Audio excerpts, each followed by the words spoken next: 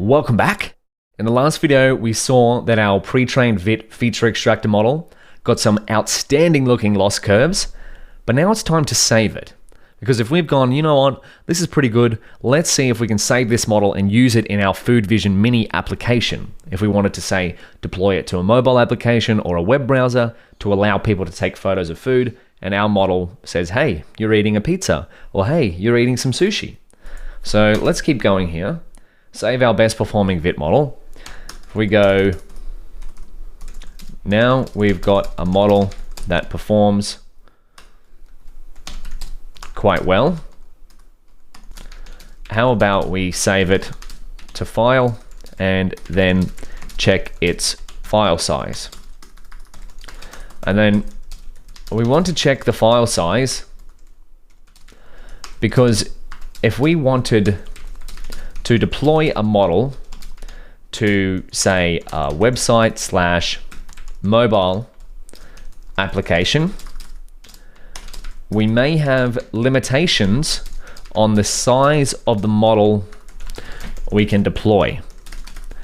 E.g., a smaller model may be required due to compute restrictions.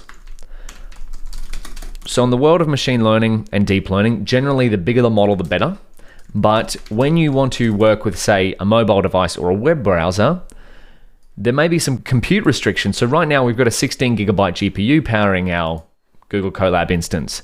But if we were to work on a mobile device, we might not necessarily have a 16 gigabyte GPU. So let's save the model. We've got a utility function to save our model. We can, from going modular, import utils, and then we can call utils.saveModel. Then model equals our pre-trained ViT, and then the target dir can be equal to models, and then finally we can give it a model name. What should we call it? Model name equals 08 underscore pre-trained ViT. So 08 is for section 08 that we're up to, chapter 08 of the Learn PyTorch course. Feature extractor pizza steak sushi .pth for PyTorch.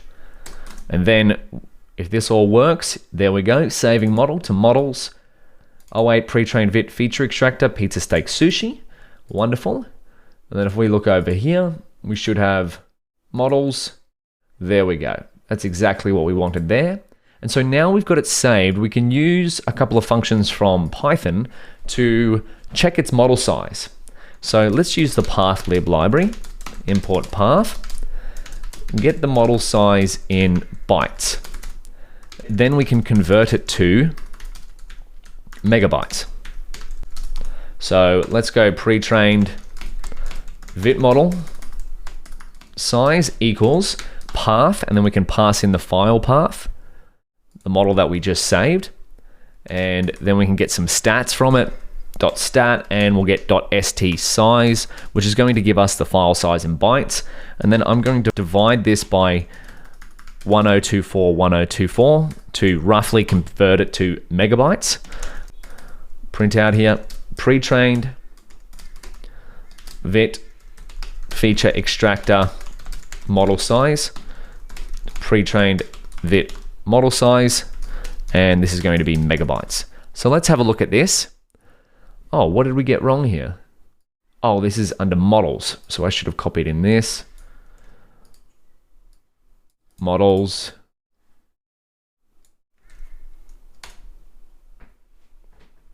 Hmm, 327 megabytes. Now, is that too big? We're going to answer that question in the next video. I'd like you to have a think about that. 327 megabytes. Of course, it will depend on the compute, but let's think about it in the case of Food Vision Mini if we wanted to deploy it to a web browser or a mobile application.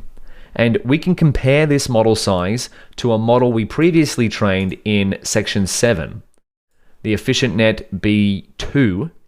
That was our best performing model here. I believe we checked out its model size right down the bottom here.